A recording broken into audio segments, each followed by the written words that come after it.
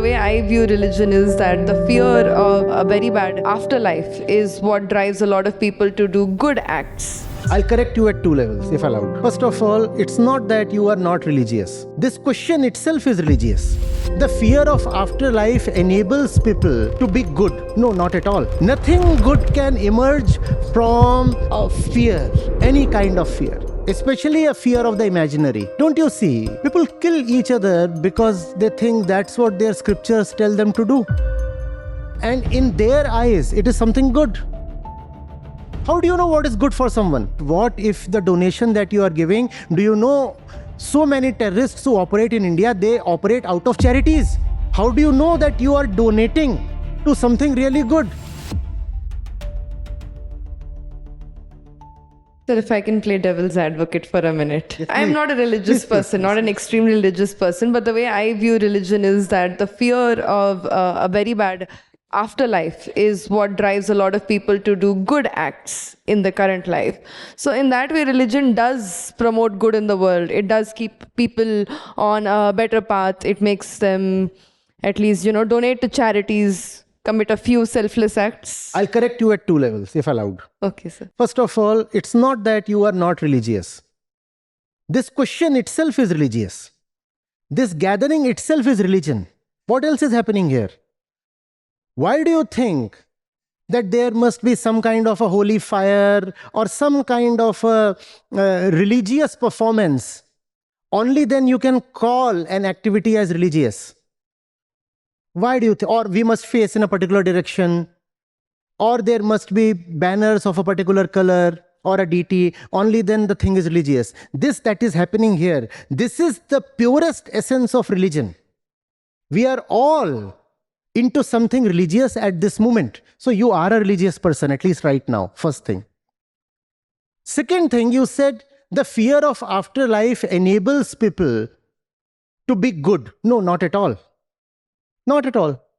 Nothing good can emerge from a fear, any kind of fear, especially a fear of the imaginary, especially a fear regarding desires remaining unfulfilled. No, nothing good can come from a center of fear. Don't you see? Don't you see? People kill each other because they think that's what their scriptures tell them to do. And in their eyes, it is something good. Goodness or virtue is not something that can come from a belief. Real goodness comes only from understanding. Do you get this? How can goodness be something mentioned in advance in some manual for life? How do you know what is good for someone? How do you know what is good for someone? Unless you are really attentive, unless you are really present, unless you are really loving, how will you know what is good? How can just a book tell you what is good for someone? Am I making sense? Fear of any kind will not lead to goodness. At most, it will lead to suppression. And we know what Freud and others have told us about suppression. We also know what kind of physical ailments come from suppression. So fear of afterlife or greed of a great kind of birth in the next life, they can never lead to goodness. But so there are no truly selfless acts as such, right? If a fear of a bad afterlife drives somebody to donate to a charity or help a homeless person. How do you know that the charity is doing something good? Yes, you will donate, but how do you know? Yes, but if it does cause that goodness, we could attribute it to the person believing in religion. You can attribute, yes, and you will donate. What if the donation that you are giving, do you know so many terrorists who operate in India, they operate out of charities? How do you know that you are donating to something really good? Where do you think money for terrorism comes from? It's all donation money, and it's being donated in the name of religion. How do you know donation is really something good? So many trusts and societies and NGOs in the religious sphere are absolutely corrupt. And the money goes towards very vile purposes. But the devotees blindly keep donating more and more money. And not only that, you see, money is a finite resource. If you have donated your money to somebody undeserving because you think it is good, you have also robbed a deserving person of the money that he deserved.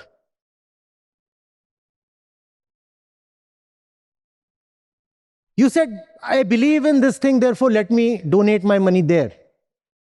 Why do you think that donation per se is a virtue? Donation to the wrong place is very dangerous. Very, very dangerous. The Bhagavad Gita, Sri Krishna talks of 3 kinds of dan, because you brought up donation. And dan is not absolutely all right. He says dan can be sattvic, can be rajasic, can be tamasic, and to add to it, dan can be gunatit as well. What if all your dan is tamasic, which 99% of it is? Donations can be a very, very problematic thing. Doesn't mean that, see, this performance of goodness is always a problem.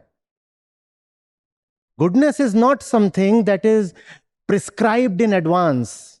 Goodness can come only out of a beating heart and open eyes. There must be attention here and love here. And only then you can know what real goodness looks like. Otherwise, you will be performing goodness as a ritual. And that is deadly. Namaste, Acharya. I am Dr. Dhanlakshmi, nephrologist at ESIC. Extending our question, we usually have 2 types of learning. One is an ascending process where we try to inquire everything, learn by ourselves. It may take a very long time. And as you said, a very example that if I have to calculate the distance from Earth to Jupiter, I may not be doing in my own lifetime. But one is a descending process where one person has given everything, even our education comes from the descending process. Yes, Someone yes. has done some research, has given me a conclusion, I am following it. So if we come to the things, many of our scriptures, like Sanatan Dharma, if we say, they are given in a descending process where a very wise rishis have given us the knowledge. And let me tell you this. So if suppose I take Bhagavad Gita, which is a Pancham Veda, in which Lord Krishna in his Gita has discussed about 5 topics, where it is Jiva, Jagdish, Prakriti, Kala, Karma. The material things which you are talking about, everything, is described as a Prakriti there. So that is the age-old knowledge. The inner self, absolute truth which you are talking about, is described as Atma and Paramatma in the literature. No. No. This is my understanding. Let me think. And as you said, whether be it a Bhagavad Gita or a Bhagavatam, it is always a discourse, questioning. There is nothing there, as you said very rightly, no ritualistic is told or said. Like, you have to do 100 coconuts, beat for me, or you have to do so many things. No, nothing is questioned. Even it is Bhagavad Gita is a question between Arjuna and Krishna. Even Bhagavatam, Parikshit with Sukha Yogi. So what I'm trying to say is, intellectuals who are learned have to, if you say question on the belief process, then how do we take such very precious knowledge which we have got in our this thing? So everyone will question it. How does the younger generation take it? So I just want to talk about your Vedanta knowledge and everything. I'm glad this question came up. See, the answer is very, very simple. The Bhagavad Gita is one pillar of the Prasthantrayi of Vedanta, and Vedanta is a philosophy. And philosophy starts with epistemology, Jnana Mimamsa.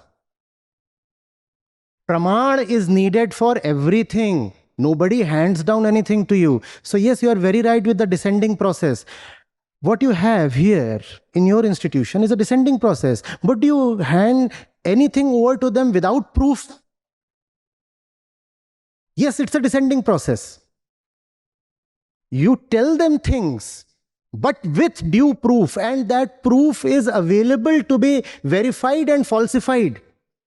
And that's the method of the scriptures. And any book that does not give you the right to verify or falsify is not fit to be called a scripture. No, not at all. Not at all. Vedant is Shruti. Bhagavatam is Smriti. There is a difference, great difference. In the Smriti, there are a lot of things that you're told to believe in. But at the same time, the rule is anything in Smriti that violates Shruti must be rejected totally. And Shruti is all about proof, not at all about belief. So, descending knowledge is wonderful. You are very right. But that has to be given with proof. And if there is no proof, Shruti totally rejects it. There has to be pramana, epistemology. Whatever the scripture is saying, be it Gita, or be it the Upanishads or Brahma Sutra, that has to be epistemically viable. The question would always be, what is the proof? And if there is no proof, reject it, immediately reject it. Immediately reject it. So Bhagavatam, Bhagavad Puran, Puranic literature is Smriti, which is wonderful. The stories can carry deep meanings, but often the stories are just stories. And if no deep meaning is there, then there is no necessity to really accept. Bhagavad Gita is not a story. No, it is philosophy. It is a philosophy Yes. altogether. Yes. Everything which you said, the food, the Yes. thoughts, everything is sattvic, rajasic, tamasic. He has divided everything. Yes, it's Yes. philosophy. It's philosophy. It's a And it's a philosophy. Bhagavad Gita, I repeat, is nothing but an extension of the Upanishads, which is philosophy itself, nothing. Bhagavad Gita, the core thing there is not 5, but only 3. Who you are, aham. What this entire thing is, Prakriti and the Atman. Nothing else. Nothing else. Only 3. Kala and karma, how do we... That is Prakriti. Time is Prakriti. Okay. All karma is Prakriti. All karma is Prakriti. Time space is the universe. So Kal is Prakriti. So Bhagavad Gita is not about many miscellaneous things. Bhagavad Gita is only about your own liberation, that's all. Everything else is secondary, peripheral. And everything, even in the descending process, must be given with total proof. And what is the hallmark of an authentic proof? I repeat, it must be falsifiable.